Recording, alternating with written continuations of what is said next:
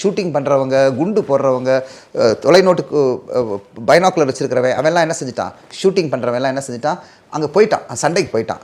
இவர் வந்து என்ன செஞ்சுட்டாங்க, இவர் இங்கே விட்டுட்டாங்க பானா போஸ்ட்டில், அந்த போஸ்ட் கீழே. என்ன வேலை சார் அவர் ஒரு இன்சார்ஜ்.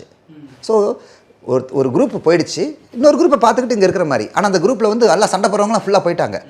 இவருக்கு மீதி இருக்கிறவங்க யாராக இருந்தாங்க, இந்த மாதிரி குக்கு மசால்ச்சி அப்படி ஆளுங்களாம் இருந்தாங்க.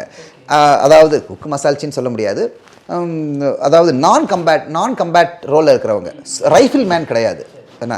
ஆனாலும் எல்லாரும் ரைஃபிள் மேன் தான், எல்லாரும் கம்பேட் சோல்ஜர். பட் ஆனால் டெய்லி சண்டை போட்டு இந்த மாதிரி ஒரு குரூப்பு பேசிக்கலி உள்ளுக்கு ஹெட் குவார்ட்டரில் இருக்கிற குரூப் இதுதான் இவர்கிட்ட இருந்தது.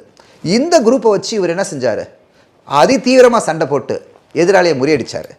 ஸோ அதனால் அந்த சிறப்பாக சண்டை போட்டதுக்கு அவருக்கு வந்து பரம்வீர் சக்ரா கிடச்சிது பானா சிங்க்கு. அதுதான் சொல்லுவார், நாட் ஓன்லி கம்பேட்டன்ஸ் எனக்கு இங்கே கை கொடுத்தாங்க, எங்கள் யூனிட்டில் இருந்த கிளர்க்கும், எங்கள் யூனிட்டில் இருந்த அதாவது கிளர்க்கு அண்டு டிரைவர், அதாவது டிரைவர்னு சொல்ல முடியாது, அங்கே இன்ஃபென்ட்ரியில் டிரைவர் ஜாஸ்தி கிடையாது எங்கள் யூனிட்டில்.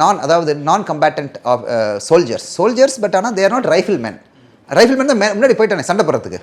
இவங்க அட்டாக் பண்ணிட்டாங்களே இங்கேருந்து, வேறு ரூபத்திலேருந்து பாகிஸ்தான் அட்டாக் பண்ணது. அந்த அட்டாக் முறியடிச்சு அந்த ஸ்பீடில் இன்னொரு போஸ்ட்டை பிடிச்சிட்டார். அந்த பிடிச்ச இடம் தான் பானா போஸ்ட், அந்த டெம்போவில். ஸோ அவ்வளோ பேர் அதிதீவிர வேலை செஞ்சது வந்து இவங்களும் வேலை செஞ்சுருக்காங்க. அதனால் யாருமே இன்னொரு முக்கியமான விஷயம், ஆர்மியில் வந்து தொழில் ரீதியாக யாருக்குமே பாகுபாடு கிடையாது, அனைவருக்கும் அவங்களுடைய ரோலை செய்யணும். ஆனால் அவங்களுக்கு டெய்லியும் ட்ரைனிங்லாம் கொடுக்கப்படுமா சார்? அந்த அவங்க தொழிலை தாண்டி இந்த துப்பாக்கி